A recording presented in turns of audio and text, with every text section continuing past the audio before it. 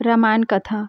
राम की कुटिया पर वापसी और विलाप। मारीच का वध करके राम आश्रम की ओर लौट रहे थे तो पीछे से एक मादा सियाल ने बड़े कठोर स्वर में चित्कार किया।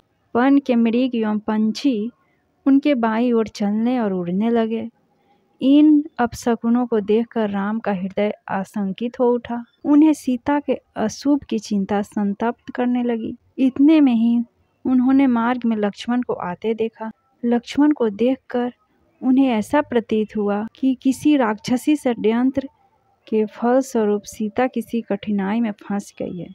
चिंतित होकर उन्होंने लक्ष्मण से पूछा, लक्ष्मण, सीता कहाँ है? मैंने तुम्हें आदेश दिया था कि तुम सीता की रक्षा करना, तो तुम उसे अकेली कैसे छोड़ाए? वह किसी विपत्ति में तो नहीं फंस गई? वह जीवित होगी कि नहीं? सिर्फ बताओ उसे क्या हुआ। यदि वह जीवित नहीं होगी तो मैं भी अपने प्राण त्याग दूंगा। कहीं ऐसा तो नहीं है कि उस मायावी राक्षस ने लक्ष्मण कहकर तुम्हें भी भ्रम में डाल दिया है और तुम सीता को अकेली छोड़कर यहाँ दौड़े आए हो, अथवा सीता ने भी भ्रमित होकर तुम्हें यहाँ आने को विवश किया है। ऐसा प्रतीत होता है कि राक्षसों ने अपने प्रतिशोध लेने के लिए यह चाल चली है और तुम इसमें फंस गए हो। खर और दूषण की मृत्यु का बदला लेने के लिए उन्होंने सीता का वध कर डाला होगा। राम के इस वचनों से व्यतीत लक्ष्मण बोले, भैया, मैं उन्हें स्वयं अपनी इच्छा से छोड़कर नहीं आया हूँ। मैंने उन्हें अनेक प्रकार से समझाया, किंतु वे चेतना मोह से ग्रसित होकर मुझसे कहने लगे कि तुम्हारे मन में पापपूर्ण भाव भरा हुआ है। तुम अपने भाई के दुश्मन हो और उनकी मृत्यु के पश्चात मुझे प्राप्त करना चाहते हो। उनके इस प्रकार से कहने पर मैं रोष से भर उठा और आश्रम से निकल आया।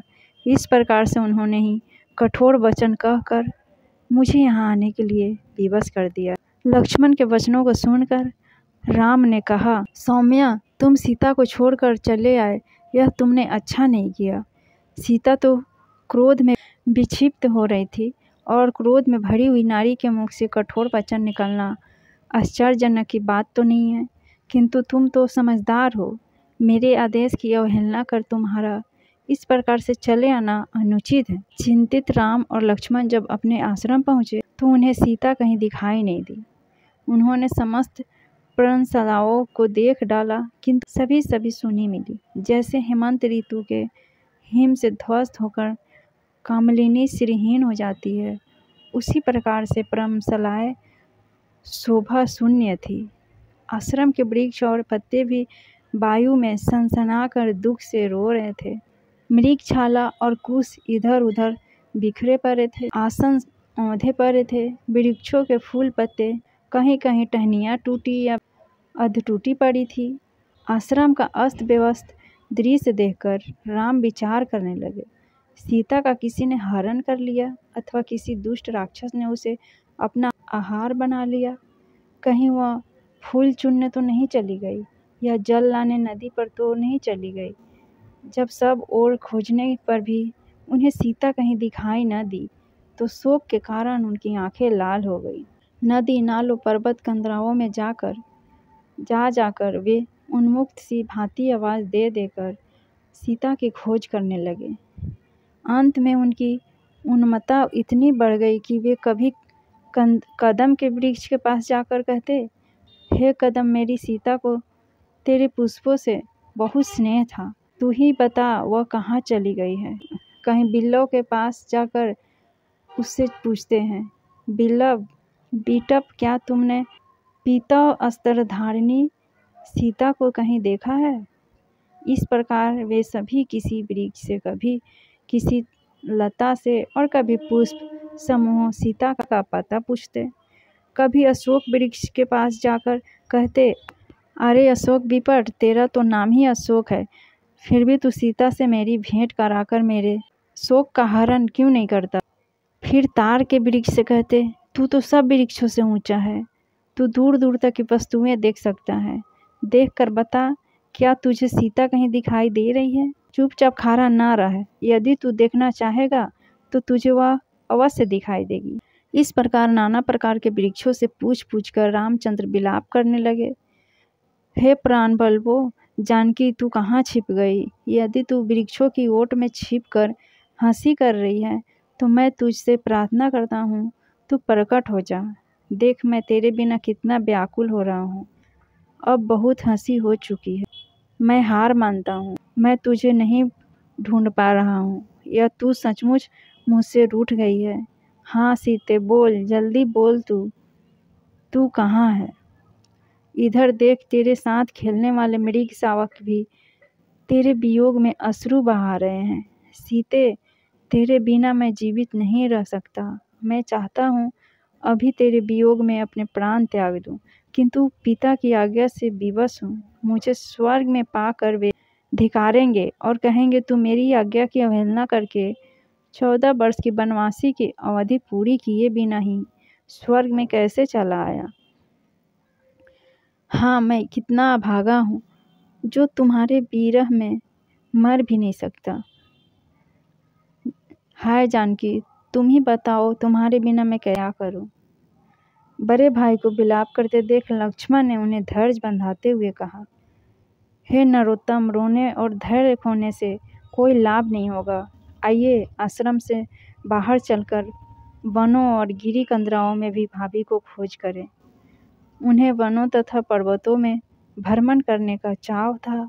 संभव है वहीं कहीं भ्रमण कर रही हो। यह भी संभव है कि गोदावरी के तट पर बैठी मछलियों की जल क्रीड़ा देख रही हो या किसी भय की आशंका से भयभीत होकर किसी लता कुंज में बैठी हो। इसलिए हमारे लिए यही उचित है कि हम विषाद और चिंता को छोड़कर उनकी खोज करें।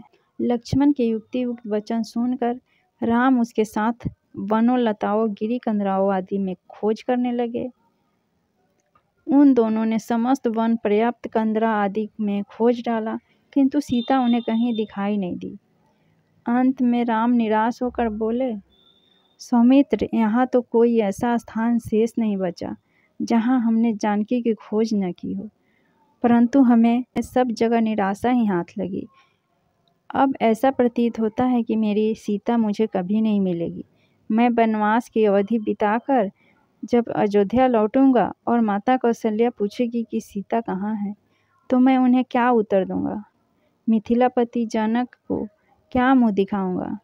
वे जोर जोर से विलाप करने लगे, हे सीते, मैं तुम्हें कहाँ ढूंढूं? हे वनों में मृगों, क्या तुमने कहीं मृग नैनी सीता को देखा है? हे वनों की कोकिलों, क्या तुमने कहीं कोकिला कंठी जानकी को देखा है? कोई तुम कुछ बताओ, क्या सभी मेरे लिए निर्मोही हो गए हो?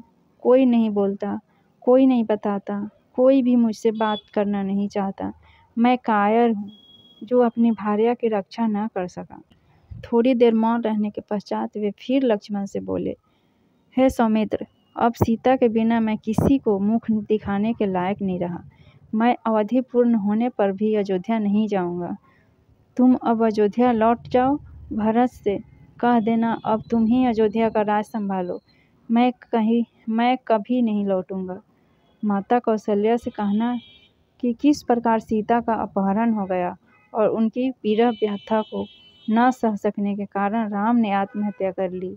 अब तुम्हारे जाते ही मैं गोदावरी नदी में डूबकर अपने प्राण त्याग दूंगा। मैं इस संसार में सबसे बड़ा पापी हूँ, इसलिए तो मुझे एक के पश्चात एक अनेक दुख मिलते चले आ रहे हैं। पहले पिताजी का स्वर्गवास हुआ और अब सीता भी मुझे छोड़कर जाने कहाँ चली गई। घर बार और संबंधी तो पहले ही छूट गए थे।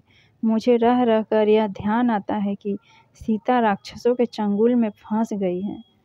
वह भी रो रो कर अपने प्राण विसर्जित कर रही होगी। तुम कहते हो कि वन में या गोदावरी के तट पर गई होगी। ये सब मुझे बहलाने की बातें हैं। जो वनवास की इतनी लंबी अवधि में एक बार भी आश्रम से अकेली बाहर नहीं निकली, वह आज ही कैसे जा सकती है? अवश्य राक्षसों ने उसका अपहरण कर लिया है अथवा उसे अपना आहार बना लिया है। इन वृक्षों, पशुओं आदि से इतना समीप्य होते हुए भी कोई मुझे सीता का पता नहीं बताता। हाँ सीते, हे हे प्राण वल्लभे, तू ही बता, मैं तुझे कहाँ ढूंढूं, कहाँ जाकर खोजूं? फ्रेंड्स, आगे की कहानी मैं दूसरे वीडियो में लेकर आऊँगी। मेरे वीडियो को लाइक, शेयर एंड सब्सक्राइब जरूर कीजिएगा।